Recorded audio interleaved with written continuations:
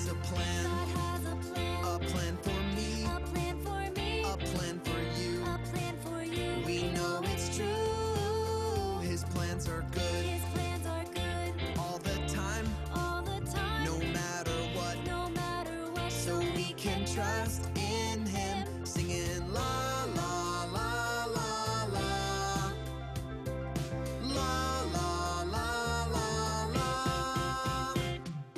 When God leads me somewhere new, he has good things for me to do. When God leads me somewhere new, he has good things for me to do.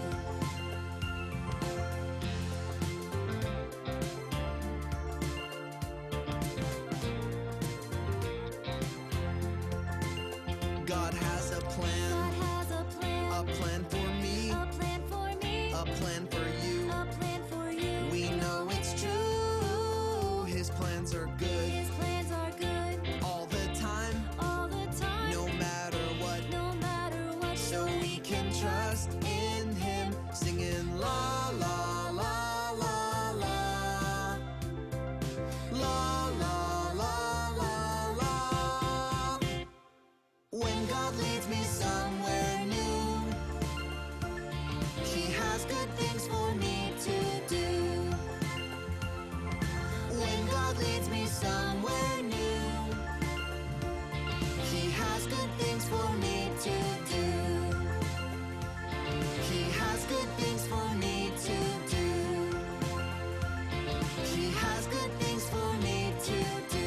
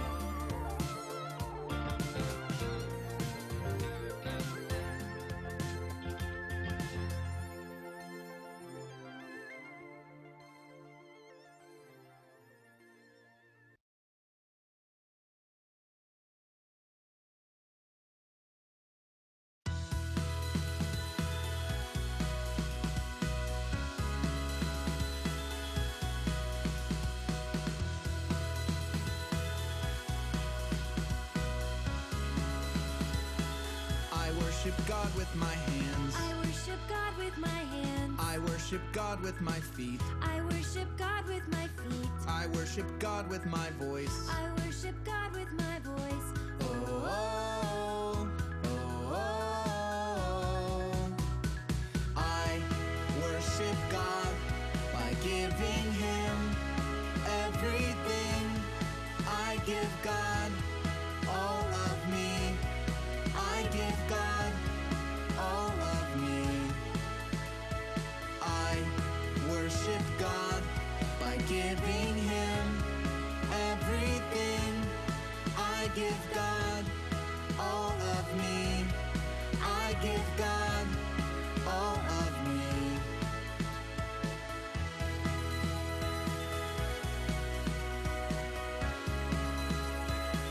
I worship God with my eyes. I worship God with my eyes. I worship God with my ears. I worship God with my ears. I worship God with my mind. I worship God with my mind. Oh, oh, oh, oh. I worship God by giving him everything. I give God all of me. I give God all of me. Hello, this is Scott Corwin. I'm Director of Building Connections Core Strategy for the IBC. Welcome to our webinar.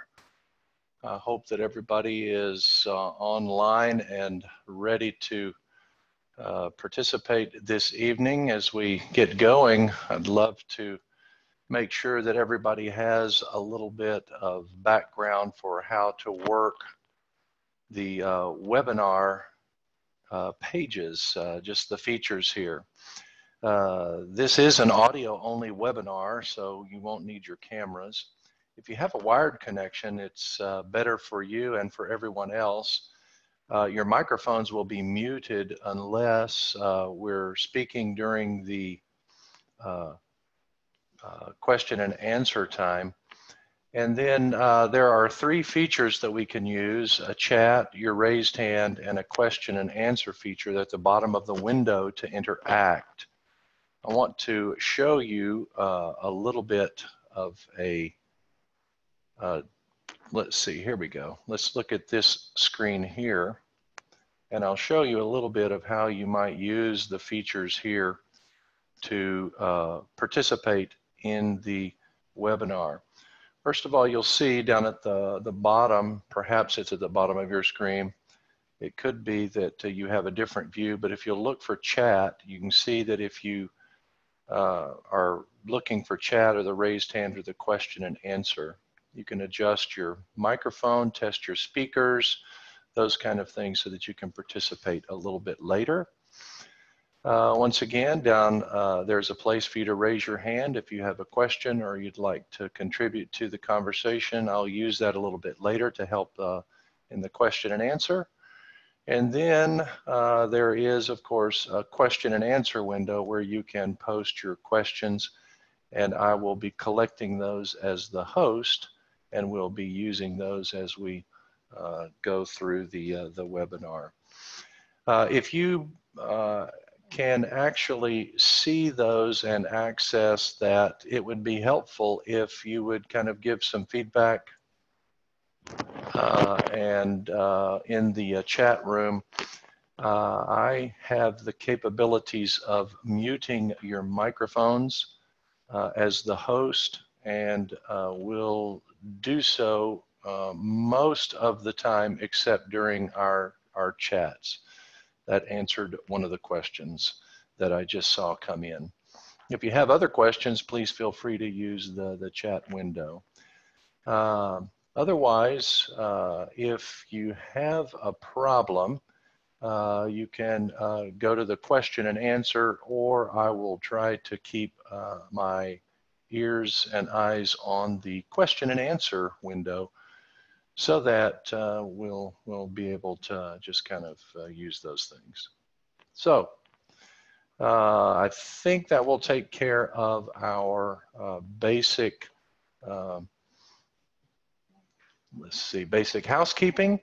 And thank you very much for sending in your name, your church name, and your size of your church. That way we can see and better direct the conversation this evening. Once again, if you have problems, be sure just to let me know in the question and answer or in the chat. I'll be managing that. And we're delighted to have Stephanie with us from Frontline Community Church, leading us in our webinar tonight. I had a chance to chat with Stephanie here just before we got started. And I'm happy to say that I'm looking forward to a great evening. I know that she has a lot of great ideas and some really good thoughts put together for us. And I'll be showing that screen here. So Stephanie, welcome to the webinar. And we're looking forward to a good evening. Yes, thank you. So I'm going to start by introducing myself. I'm Stephanie Benson. I am the children's director over at Frontline Community Church. Our children's program is averaging right around 250 children a week. We have a large weekly turnover, so we don't tend to have necessarily the same 250 children every week. So that makes it a little interesting to make your children's program work as far as building relationships, because you may not see the same child from week to week. So that's one of our issues. So we're going to talk about building a dynamic children's ministry, and we're going to cover 3 key points when we're talking. And so we're going to split those up. Scott, do you mind showing the next slide? Sure, I'd be happy to. Thank you. So we are going to talk about curriculum, which you guys might think is a little interesting to talk about as far as team building. But we'll hit on why we're going to talk about it in just a second. We're going to talk about how can we attract new team members and onboarding, and we'll explain what kind of training that is. But one of the things that I want us to really focus on in our children's ministry, and something we're really trying to focus on here at Frontline, is to be intentional with everything you do. It's best to be ahead of the game and just thinking through everything and intentional with your actions, your curriculum choices, how you're attracting your team members, your training. So we'll talk about all of that. And we're going to start with curriculum. Do you mind going to, yep, perfect. So one of the things that I have found with our church, I took over the ministry in February, and we had a wonderful curriculum. We are using the Gospel Project, which is a great curriculum. The problem is that the Gospel Project doesn't fit our ministry. And so we had to start looking at new curriculums. And I know that one of the things that kept coming up as we're trying to build our team was that people were uncomfortable with the curriculum. And so then they didn't want to teach in the classroom because they either didn't understand the flow, they thought it was too much, it was just confusing. And so we are finding ourselves spending a lot of time going back and editing the curriculum, which is wonderful that you can do that, but it takes a lot of time. So one of the things we're having to start looking at, and I'm imagining some of you guys have to look at this too, is as we're looking at new curriculums, we could probably use any of them, but we have to take a step back and ask ourselves, space. What kind of space do we have for our children's activities? How does that affect it? Some of you guys might have, especially Judith, if you've got 12 kiddos coming every week, you probably don't have them split up into multiple classrooms. And as well as Jessica, who's got 15, and one of you says you've got 7 kiddos. So you're not splitting up into separate classrooms, whereas we have, every year has their own class. But then we have our elementary school kids are all in one big room with divider walls. And so as we're looking at curriculum, there was one idea that I really liked, and it was that you teach the same topic for 4 weeks, but you teach it in different ways. And you have a movie theater space, you have a place, a puppetry space, you could have a computer lab. There's all these different options. And each week you rotate your children from one option to the next till they've gotten 4 weeks of the same lesson. So in one, they'll watch a movie, and then the next week they'll go and they'll make their own puppets and tell the story. Like if we're doing creation, you'll watch a movie about creation. The next week you'll make puppets and you'll play the role of creation. One week you'll have story time and someone will act out your staff will act out the story of creation. You can have a music session where you're singing lots of songs. Well, the problem with us is all of our kids would hear every single station, and then they wouldn't get to go to that station, and that would cause us an issue. And so we had to write that off, even though it's a great program, and it might work really well for some of you guys, it wouldn't work for us. You really have to calculate in how your space works. And then the other issue that you'll run into if you look at curriculums is time. Be really careful that you're picking a curriculum that works for your time. So for us, Gospel Project is longer than our sermon time. It's more geared towards a 2-hour program. So if I were to just hand out the curriculum the way it's written, our team members would have to then go and say, oh, I'm going to cut this and I'm going to cut that. And a lot of times that's overwhelming for them. So then we find ourselves scaling back the curriculum every week to fit into our time slot. So it's really important as you're looking at curriculums, you really are taking into account how much time are the kids actually in the classroom and how much time are you teaching? Because you might do a praise and worship. We open with praise and worship. We have a giving lesson, and all of that time takes away from our curriculum time. So you really need to be looking at what is the actual length that the kids are with their teacher and that you're utilizing that curriculum. Because that'll help you weed through which ones will work and which ones won't work for you. And then effort. If you've got a great team who is willing to Like, let's see, the other week we were doing a sword project. And one of the things it said was to cut out a sword for every child. I don't have a team who has enough time to cut out swords for 250 children, one each, plus do the other 5 activities that came with our curriculum. So you really need to factor in, look at the curriculum and see, do we have a team that's big enough to make this happen? Is there enough time in our week to do this? If we're having to factor in that we're editing our lesson plans, plus the amount of crafts in them, do we actually have the ability to do that? And then communication, I think, is a really big factor. You need to be communicating your curriculum with your team members. Do they understand how to use that? Are you getting feedback from them on whether or not their curriculum is working?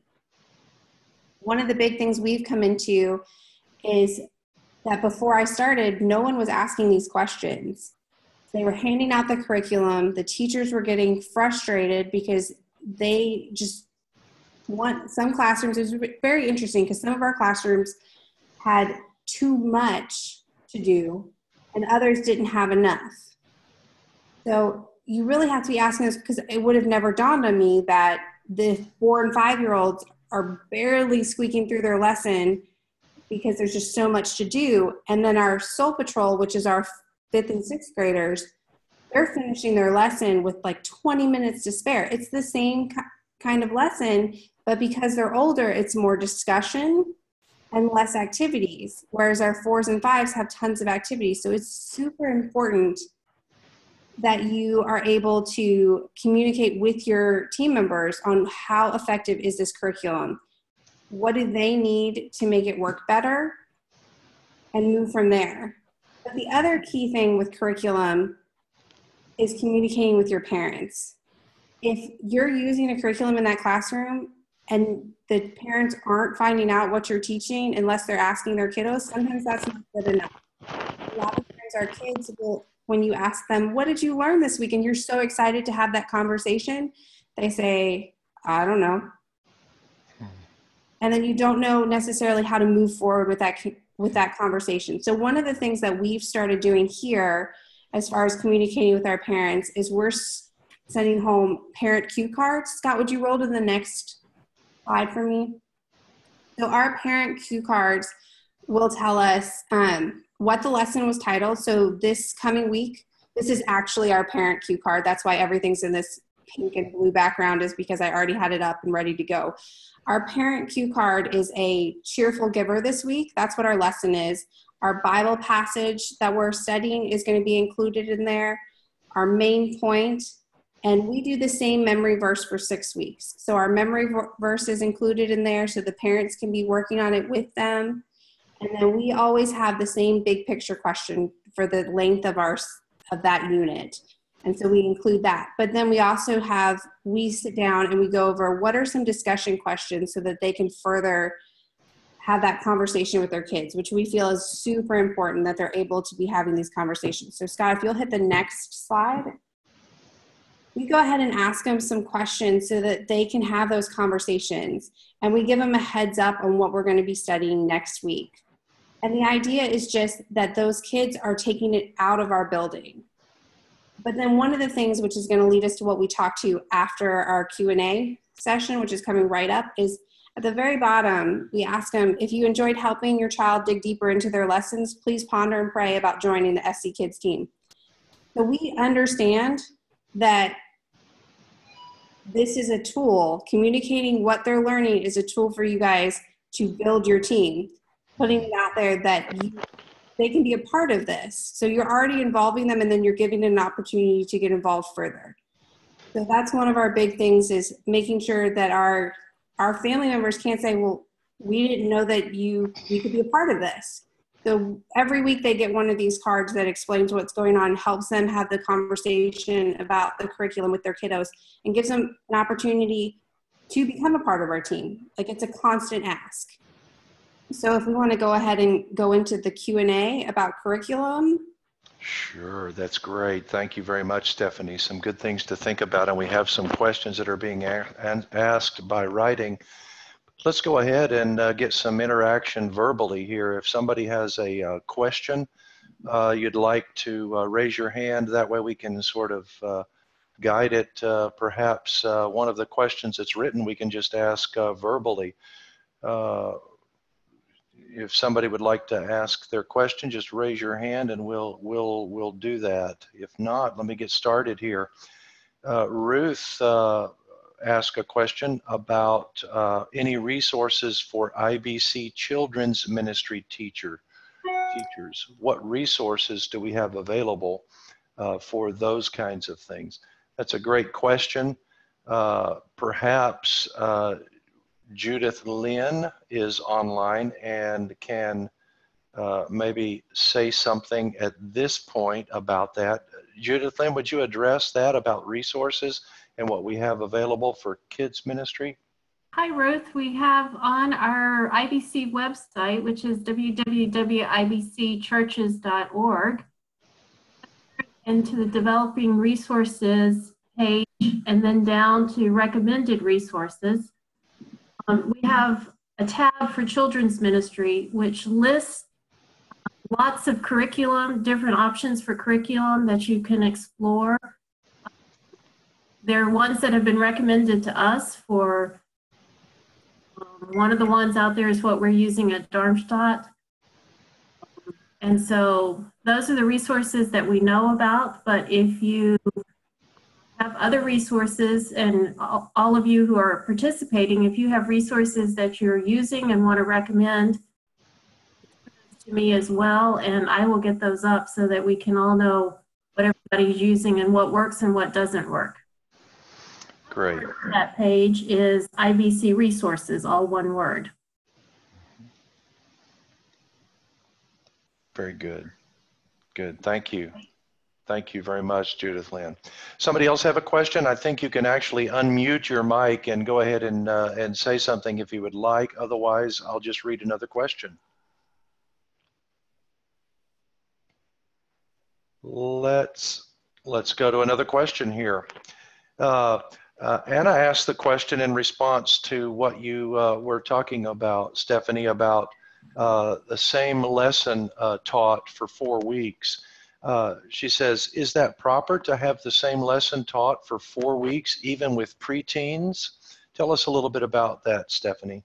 Honestly, I'd be a little cautious teaching the same lesson for 4 weeks with your preteens, but you can do it if you're very intentional and you're making sure that that information is at their level. I wouldn't be doing a puppet show with your preteens. They probably would not enjoy that.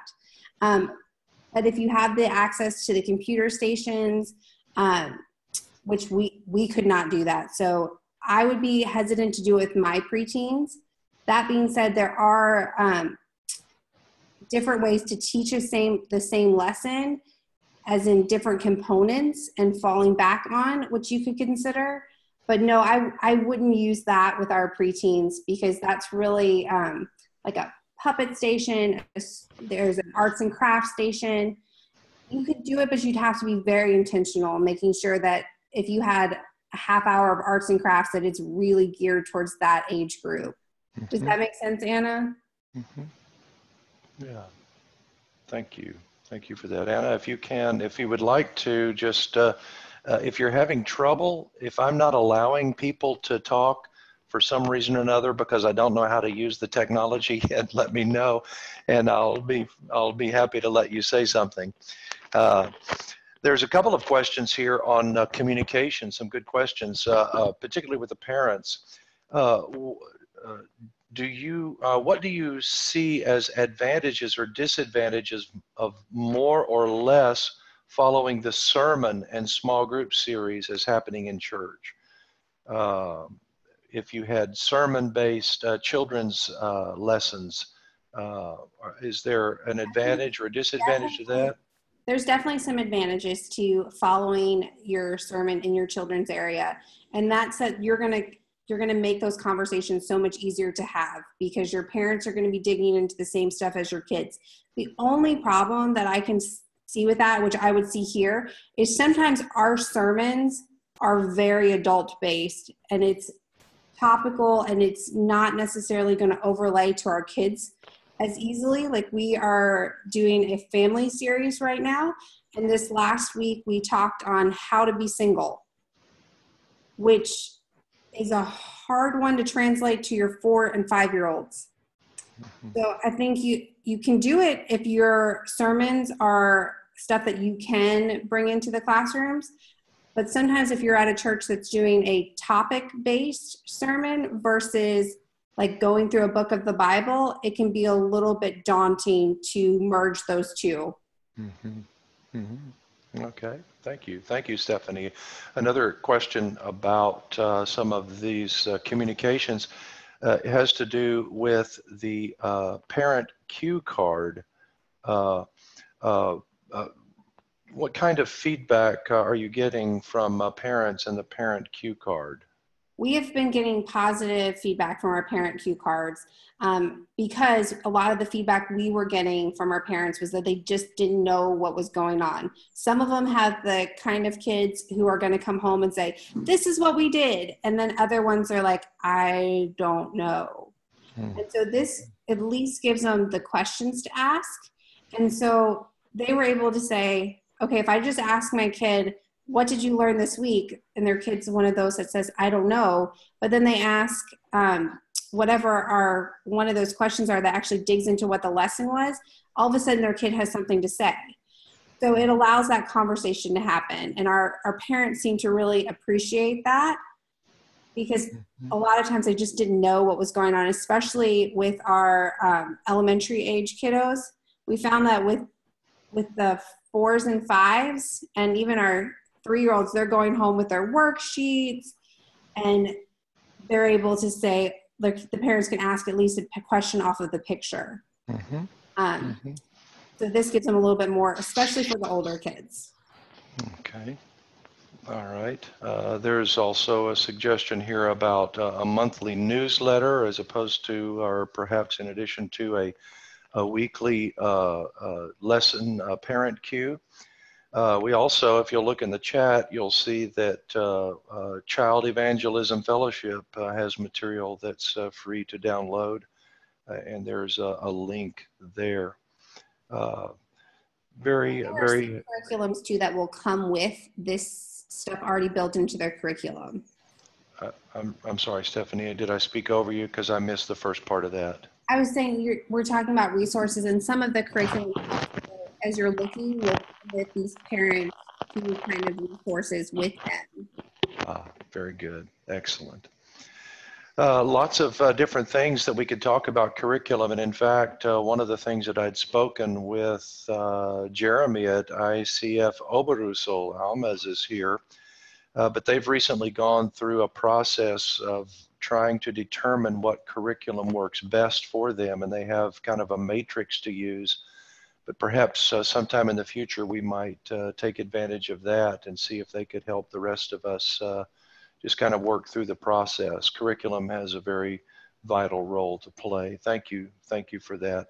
I'd like for us to move on, if we could, to the second part of the presentation. Continue to give your questions, because if we don't get them answered here, we'll try to answer them by text or in follow-up email to this. So we'll go ahead and continue with our presentation, and we'll go from there. Thank you, Stephanie.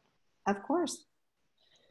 So for this next section, we're going to talk about how do you bring those new team members in. And I will tell you that one of the biggest things for us and that we constantly are coming back to is asking ourselves, are we actually praying that God will provide those team members? It goes back to that being intentional. You have got to put God first in growing your team, or it just will not happen. You will constantly be butting heads with how do we need more people, they're unhappy. You've got to put God in the center of building your new team. And one of the things, at least, that we've seen here as a problem with growing our team is that our team that was already in place was getting burned out and overused, and they were struggling with our curriculum. and just with the training that they needed. So we had to take a look at our team and how do we make our team stronger? What do they need?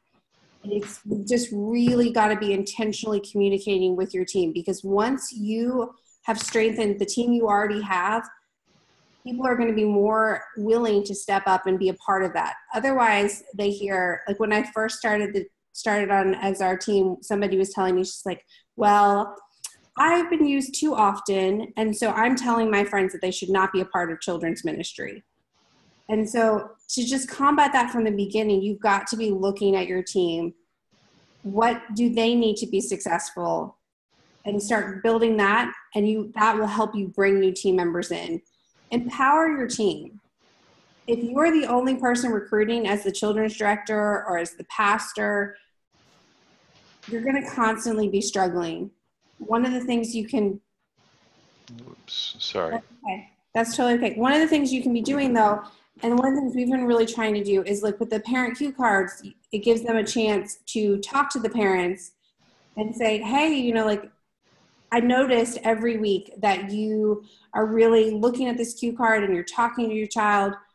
Would you like to be a part of our team? We would love to have you join our classroom. Your team members, your volunteers, they can ask people to join. They see those parents every single week. It does not have to just be on the director to expand the team. And one of the things that we're trying really hard here is you've got to make it personal. If you are not actually talking to your church members about being a part, not just upfront announcements that we need people, but having conversations, like noticing who is paying attention to the kids in church. Like, just be very, very intentional with your congregations.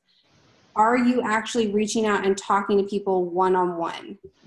Are you making that time? Sometimes we get so bogged down in everything we need to do to make the next week happen, or the upcoming event, or right now it feels like VBS is all anybody can think about, that we're not taking that time to invest in our members, and that lack of investment will cause your team not to grow.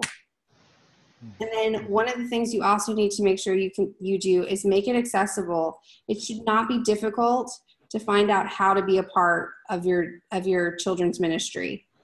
At our church, we've got our cue cards that are going home. We have a bulletin board that has little cards that list all of the different areas that you can help us in, and you can just literally pull them off the bulletin board and turn them in right there. We have membership team member sign-up cards at all of our check-in desks. We've got them at our new family area. You cannot say that we made it hard for you to join the team. And so you really have to be thinking about it, because one of the number one things that I hear when I ask somebody was, well, no one ever asked me, or I didn't know you needed people. If you don't put it out there, it won't grow. So I would encourage you to pray, but then put yourself out there and ask. I put that lovely picture of help hidden in the buildings, because sometimes that seems like what we do. We put it all on our shoulders as a children's ministry to grow it, and we don't ask for the help that we need. We think they'll come to us, and sometimes they will, and that's awesome and an amazing blessing when they do come to us. But a lot of times we have to work for it, and we have to show them that we need help.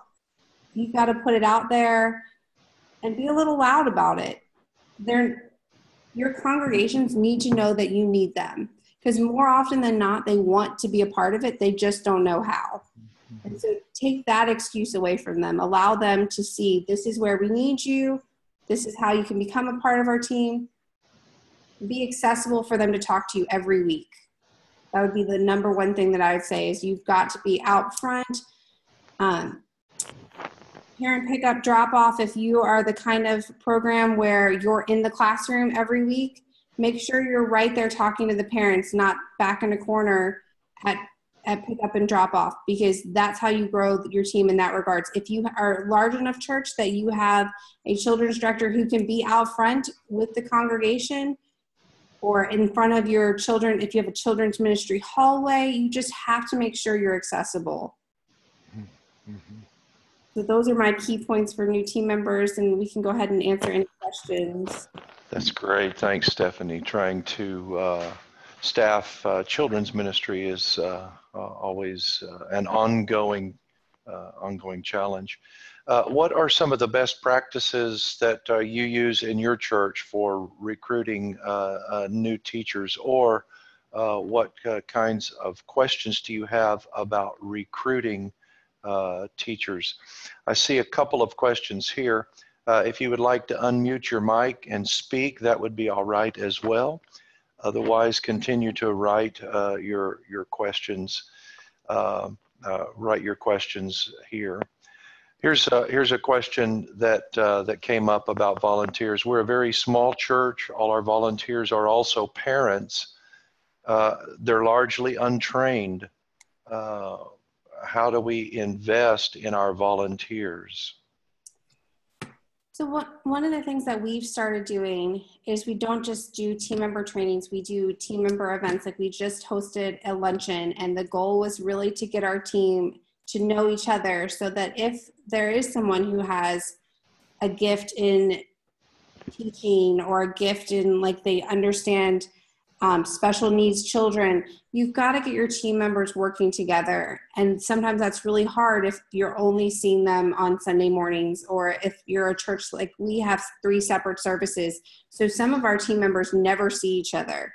So we're trying to create events that aren't just about training, but are about strengthening each other as a team, so that you can ask each other your questions.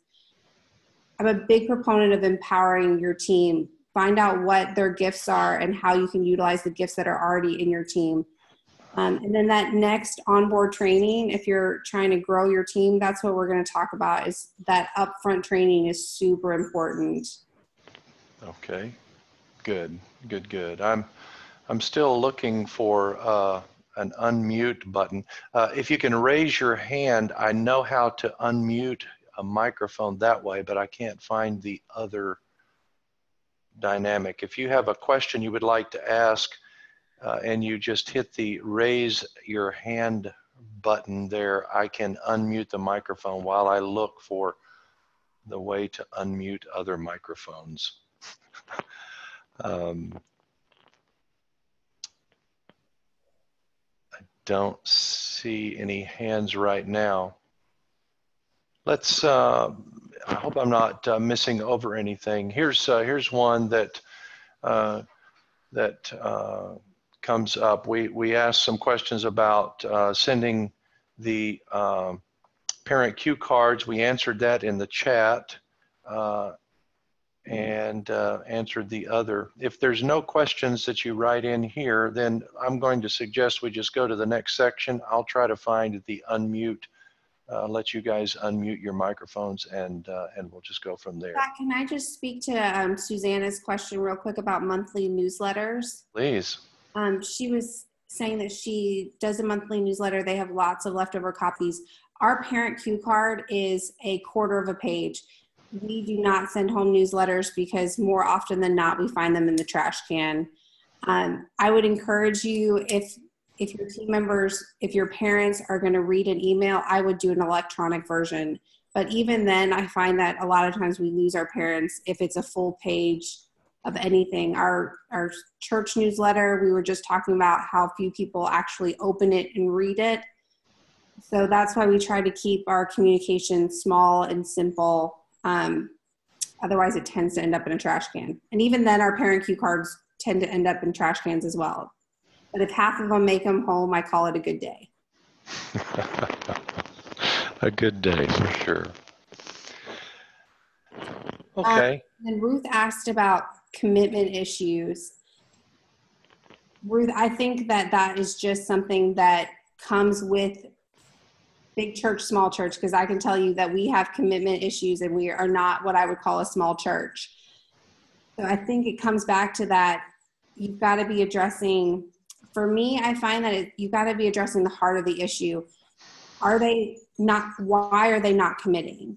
Are you asking that question, like, what is it that's holding them back from becoming a regular member of your team?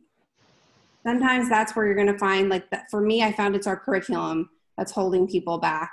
In some cases, it was that it was an intimidating number of children in a classroom. Like, we currently are averaging 20 kids at our 9:15 service in our 1-year-old classroom. So I have to be very intentional about who I put in that classroom, or I will lose team members. So I would encourage you to be asking, as no pressure, but just ask them if they can tell you what is holding them back, or what is preventing them from regularly committing. Some of our issues, though, it has nothing to do with our program and everything to do with, we have a large military population who likes to travel every weekend. So I think you just have to be figuring out, is that the problem, that they're not committing because they have other things that they want to be doing? Or is it because there is an issue inside your children's ministry? That's not always easy to determine, but I think those are two good points to consider. Good. Other questions about this topic? Okay. If not, Suzanne, let's continue on to the last section, and then we'll. I see a raised hand. Here we go. Joseph wanted to ask a question. Okay. There we go. I'm sorry. Did you find it there, Joseph? Yes. There we go. Good. Good to hear your voice. Finally found it there. Go ahead. No, I just was wondering with regard to what you said about commitment things. Both basically a little bit first of the answer that you gave on the training, how to see a solution for training when it's a little bit a question like who would be the trainer of new people, a little bit like what is the because you talked about sort of onboarding, but basically all of the members are volunteers, and yes, people develop skills during the time that they have worked as volunteering in children's church. But at the same time, there is no formal, nobody formally trained or in a way trained to maybe be able to provide such an onboarding training. How should we deal with that? Maybe question. I will say that one of the options that we've started going with are there are programs out there that are online that are specifically geared towards training. They've pre-made videos that walk you through safety videos, what it means to be a volunteer, what to expect in the classroom. We've started doing that because we are running into the same problems. We get several new team members a week. We are constantly losing people, especially right now we're in the middle of our PCS season. And so how do we train new people as they come on? Because we need them immediately. And so one of the things that we've started doing is we're using a website called Trained Up. They create videos that are those training videos to help roll them into a classroom. There are tons of pre-made videos with that. And one of the things that it also allows us to do is at the end of it, there's some questions, and we are able to see how did they watch the whole training video? Did they answer the questions? How did they answer the questions? And most of the time, like, I wouldn't say the training is going to make you a wonderful teacher, but it will make you more comfortable for when you come into that classroom. It also allows you to make your own videos specific to your church and send them out. And it could be as simple as your PowerPoint instructions, but then it gives you the ability, if you've made your own, to get your information specifically out there and be able to see if your new people have actually watched it. Have they made it all the way through that? So that's one of the things that we've really started doing at our church, because we run into that same problem. We need our new team members right away. We don't have time to wait for a quarterly training. We have very slim participation at any actual on-site trainings. because we're a mostly military church that loves to travel, my team is probably at least half of them are out of town every week. So it's very hard to ever put together a training where everybody shows up. On paper, our team looks like it has 150 people, but the last on-site training we did, we had 40 people show up to. So that's why I think the direction that I would lean towards is figuring out if there's an online training that works for you. The reason we like the trained up videos is because they're 2 to 5 minutes. They're really short. You can send them in stages just to get across what you need most to start on Sundays. The thing that I would discourage people from doing is having someone show them how the classroom runs who's volunteering in that classroom. If that's your onboard training is to show up and start that way, you lose people in the beginning, one, because they're already a little scared about doing it. If this is not their thing, if they're not a teacher, or we have a big homeschool population, most of my homeschool moms or dads will jump right into a classroom. But for the other half of our group, they're not going to jump into a classroom without some kind of training before they get there, because they might do it for that 1 week, and then they're probably not going to come back. And the problem with having someone do a training for you who's a volunteer in your classroom is that means unless you have the same person doing that training for everybody, that your team is not getting the same training. You'll find that you think they're all doing the classroom the same way, but they're all doing it differently. And if you have a different person training each week because they happen to be working in the classroom that week, then you're going to start having things fall through the cracks, and you're not going to know what they are. What are the missing pieces of your training? That's a good point, Stephanie. Alignment is key, especially when it comes to training. Susanna was talking about that in the chat. Susanna, would you care to just tell us a little bit about your use of a manual and your orientation? Would you tell us about that, please?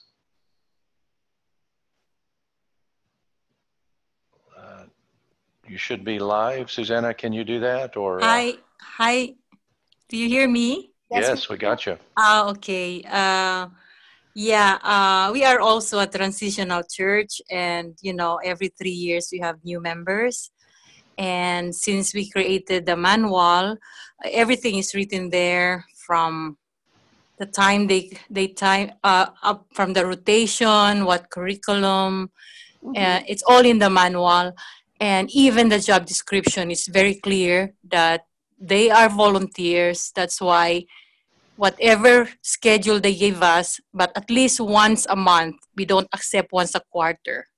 Once a month, and then there's a coordinator per age group, and the coordinator give me the plan for the next 3 months. So in that 3 months, I can already see which week has no teacher because it's vacation, something like that. That. So, and I also have some floaters for emergencies because we're dealing with with moms and people who are working full time. So there's always sick leave and emergencies. Kids are sick. So since we do that, I mean, I can sleep Saturday evening.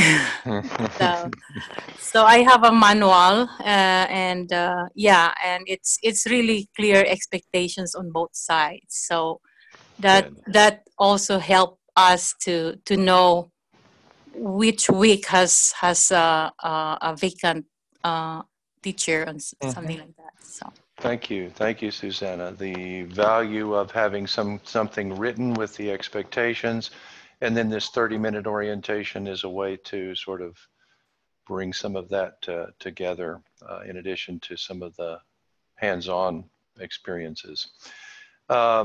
Are we at a place where we might go to the last part? And then, I have transitioned already in there, so we can. Yeah, we have, haven't we?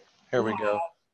So onboarding, we can hit it one more time because there's. I just want to make sure everybody's clear on what onboarding is, because sometimes that falls through. Like Suzanne, I think that's amazing that you have the opportunity to meet for 30 minutes one-on-one with each of your new team members. I wish all of us had the time to do that, because that is a great opportunity and exactly what you should be doing, because onboarding is that training before they even step into the classroom. Some studies have shown that we lose our volunteer team members because we don't prepare them for that first step in the classroom. So I think that's awesome that you have those 30 minutes to give to each new team member. But that's definitely where I think we really, as a children's ministry, tend to need to work, is how are we getting them trained before we even get into the classroom. So make sure you have a program in place, like it's mapped out, it's clear to follow, but make it simple. It doesn't need to be complicated. If people are starting your onboard training and they're already confused, it's going to go downhill. So those are the things that I would encourage. Train them before they even step in the classroom. And whether it's a one-on-one training, if you are able to hold group trainings and you don't need your new team members until after you've had a group training, or if you need to do some kind of online training, just make sure they're trained before they step in the classroom, because you will keep them longer if you've prepared them. Mm-hmm. So were there any other questions about training? Don't see any questions right here, but I do think that I have discovered a way to allow you to just unmute your own microphone in order to talk. I do have just a question. Some of you have taken advantage of some online resources. I think earlier Stephanie was talking about Trained Up. Mm-hmm. Perhaps you also have some favorite online resources that can help with training. If you do so, you can do one of two things. You can put it in the chat here. We'll have a copy of the chat and make that available to the webinar participants, and you can see that. Or you can contact Judith Lynn at the IBC offices. She is in charge, as she's already said, of making aware, making available different references and recommendations to resources. So that could be of help. If you don't have a question here, there's a couple of questions. One question came in advance of the webinar, and then one question still remains here on our list, which is something that that is relevant to my situation here in Berlin. So if we can, let's just start here and see what we have with some help here. Here's the question. Ruth asks, I have a couple of questions. How do you work with children who don't speak English very well? What ways do you do working with children in other languages, multiple languages? And I would actually love to open this one up, because Ruth, to be completely honest, we don't have this problem. We are majority English speaking church. Our population of non-English speaking people is very, very small, and I have not met a single child in our ministry who does not speak English. So I am not the best example to speak to this. Is there someone that can just share with us what you tried to do to address the issue? Susanna says they have a German group, so I'm assuming that's a separate classroom. Okay. Joseph, there we go. Joseph? Yeah, Susanna. We do the whole children's church in Danish, because all the children do speak Danish. That does put a challenge on resources for the children's ministry, because not everybody in our church speaks Danish. Mm-hmm. Plus, that's sort of a like kind of comfortable situation at the moment, because at other times there have been children that do not speak Danish, So yeah, we don't know how this will be in the future, but that's, at the moment it works kind of better in Danish. Mm-hmm. At Okay. that time, we did it bilingual, but yeah, that's not easy, and it's confusing for the teacher. Yes, yes, I imagine. I know we are starting to translate our services through an app, and we have an on-site translator for our services for our parents, but it's not rolling over to our kids yet. Most of our children are English, all of our children are English speaking, so. In Berlin, we try to have an English-speaking teacher and a German-speaking teacher in every class. Sometimes it's the same person. That makes it really challenging for the teacher. But at times, the teacher finds the most common language and then just teaches in that language using English as the curriculum language. Almaz has a comment as well. Almaz? Yes, can you hear me? Yes. Yes. Well, we do more or less the same as you do, Scott. With the little ones, I try to make sure that whatever teacher is in there can also speak German. Because we have more, well, not more German speakers, but lots of them go to German schools. Mm-hmm. So it makes it a bit hard for them with the English. So in the little classes, I make sure that somebody is also there who speaks German. Mm-hmm. From 3rd and 4th grade upwards, then they just, most of them can understand most of the English. Mm-hmm. But it's really helpful if you have a teacher who has both languages, because we teach in English, but then they can answer stuff or explain it to somebody who doesn't speak English. Mm-hmm. Mm-hmm. Good. Good. Thank you. Thank you, Almaz. Ruth? Can you hear me? Yes. Yes. Well, it sounds like we're doing the same thing. We tend to have one German-speaking person, one English-speaking person in the classroom. And we kind of find it takes a lot of time, the translating, the back and forth. And sometimes I think that the kids get bored when they're hearing it in both languages. So, but it sounds like a lot of us have the same problem because we are international churches in countries that speak different languages. Yes, and I can understand what you're talking about. We've experienced some of the same. That's the reason why in some of our classes, teachers just a subgroup with kids that speak one language and not the other. Or we find that many of the kids will actually all speak German because they're all in German classes. And so the class is just taught exclusively in German. Mm-hmm. That's an interesting suggestion. Yeah. Any other comments or suggestions or advice that you have on this matter of different languages, particularly with kids?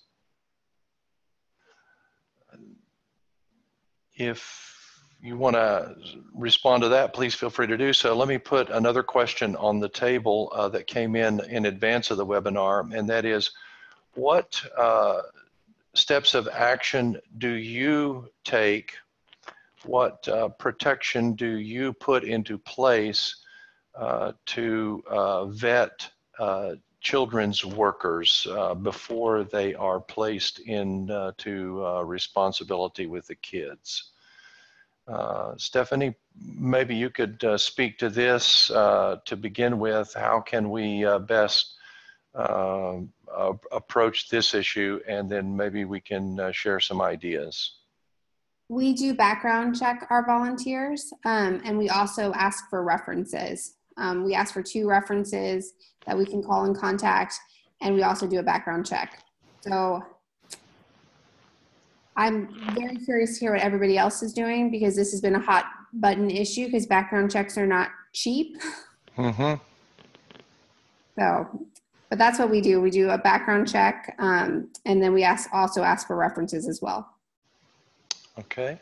References and background checks. Yeah, the background checks are not cheap, that's for sure. Somebody else, what is your practice in your church? If you see a microphone, Joseph, you're familiar with Zoom. Is the microphone showing now? Yeah, after you have raised your hand, you actually Okay. have the option Very at good. that moment to mute and unmute. Okay, very good. Just shortly, we actually only recently, yes, sort of came across with the fact that that was a requirement, and in itself, with regard to some kind of, we call it not like a background check, but it's like something that you get from the police. Maybe that is the background check, but it's required also for kids' churches. Yeah, so we just want to comply to that. Mm-hmm. Yeah, at the same time, it's a little bit like puts us in a little bit of a strange situation, because you're going from a moment where you sort of, as we didn't know, we never really had a problem with that, and then suddenly we do know, and then in the process takes a long time, and so in that process time we sort of say like, well, so for that moment, that period, we have to find complicated ways to Okay. all the parents in at that moment. It's complicated. Okay. Thank you, Joseph. Susanna, you have a comment that you'd like to make. Yes. Do you hear me? Yes. Yeah, okay. We have a volunteers application form online in our website, and they have to tell first their short testimony, how they became a Christian. And then there's already a question there about have you committed this and everything? So that thing, and then they have to give us 3 references, and then Polizeiführungszeugnis. But I give them the paper of Polizeiführungszeugnis that the church will give the letter so that they can get it for free in the Rathaus, in the municipal hall. Okay. So yeah, I mean that's the only background check we can do, because we don't have like the American way of doing it. Yeah, but I think Polizeiführungszeugnis is enough in Germany. I don't know, in some other churches. Oh, that's a good point. That's a good point. And for those of us in Germany, that can give us some something to consider. Someone else? And Scott, I would say one of the things that we also do besides our background checks is we have all of our team members sign a code of conduct, so they understand what our expectations are as far as safety, so that we've laid that out as well. So there's the background check so that we know that there's nothing in the past, but then we also lay out those expectations and have them sign that they're agreeing to those expectations. Good. Are there, here's another question. When we're back to the question about languages, when you use a curriculum with children that don't speak English, do you translate the materials? In our situation, we do not translate the materials. What we do is we just trust that the teachers will be able to translate in their presentation. Is there someone else that would speak to that issue? Do you do something special with the materials?